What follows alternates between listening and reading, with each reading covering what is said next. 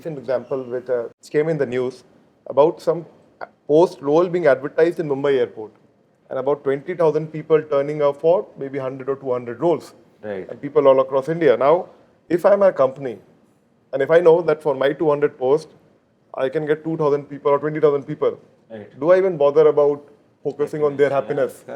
For example, if I'm an IT company, okay? You're talking about strategy consulting, right? I'm sorry to cut you off, but unfortunately, the culture in consulting companies is down the drains. And that is because they're such a big brand.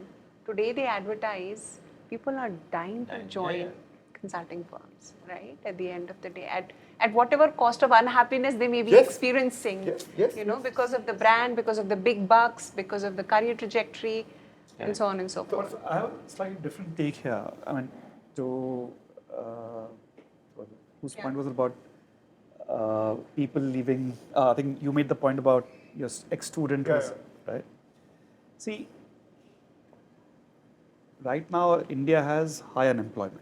So there are definitely far more people looking for jobs than there are jobs.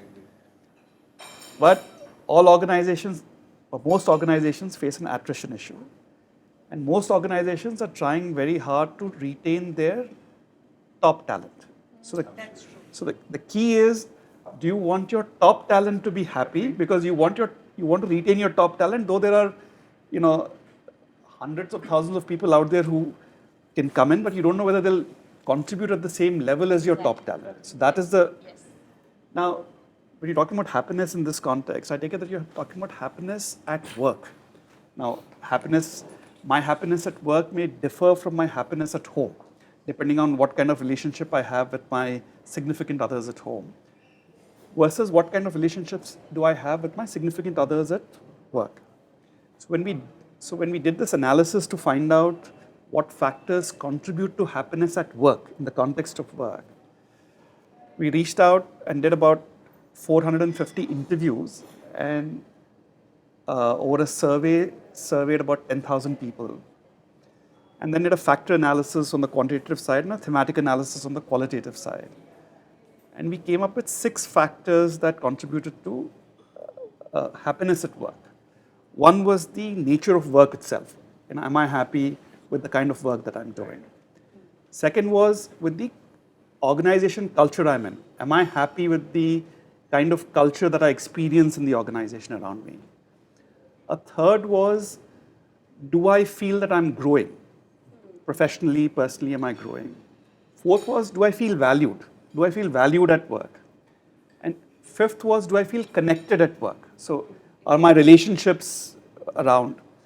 And sixth, and this was relatively stronger amongst the younger employees, was do I find purpose and meaning in what the organization is doing? So these were 6 factors that came up. And when we did measure the different people across different companies in the group, you found that it varied. So there was variance. Some companies were low at the lower end.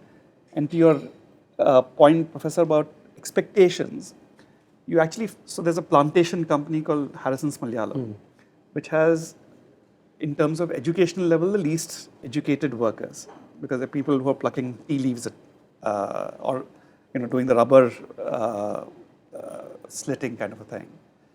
On the other hand, you had an IT services company where everyone's at least an engineer or a software professional to kind of get in. Harrison's Malayalam had the highest happiness levels. The IT services company had the lowest happiness levels. No, the insightful, actually. current studies actually support company, that. Like Costa Rica is happier than most of the developed countries. But I want to go back to what you said. So we are discussing happiness now. In Mahabharata, the Yaksha would have killed. Yudhishthir was, I think, asking this question to Yaksha, who is the happiest person in the world? And the Yaksha asked Yudhishthir, otherwise he would be killed. So I'm just trying to bring that in. He said, somebody who stays in his own house, gets food every day, and doesn't have any debt, is the happiest. So from that aspect, and then you bring in a factor analysis and a qualitative study, I don't know, I mean, sometimes I'm feeling there is a happiness industry booming.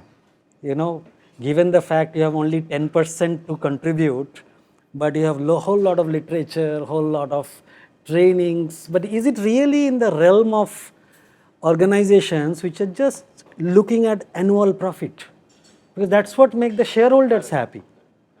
No, but I think, how do you balance? No, but I think, see, going back to, I think that depends on what the organization is aiming for, right? If your organization is only aiming for profit, right, then that will come at the expense of all other factors. So, but not all organizations only aim for profit. There are more enlightened organizations that, yeah.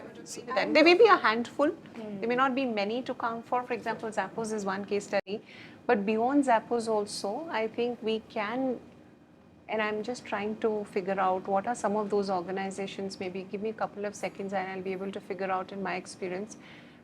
Even out of the big four, for example, right, I spoke about, there's one organization that I recently conducted last week, a session on emotional turmoil and agility. I know the leader of that organization is so empathic that he leaves the office, the CEO of the organization leaves the office at 6. And when I interviewed him, I asked, does your work really finish at 6, right?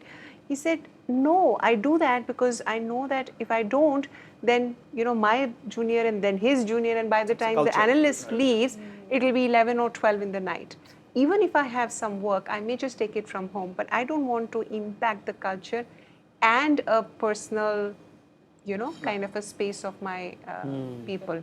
So I think there is a fair amount of, and it also depends on the ethos and the culture, going back to the same space that you want to build in an organization. Interestingly, one last example. So last year I was working with a firm called Axel Partners, which is a venture capital firm, and they fund startups, right? The Mantras of the world.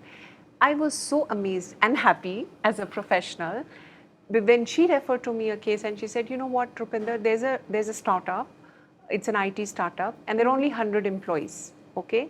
And what does the owner want us to do, which is why I have reached out to you, is to build a culture of learning and happiness. It's like, wow, this is music to, with an employee base of 100, the focus is there, the awareness is there, the effort is there, and that's sufficient, right, for people to kind of work on.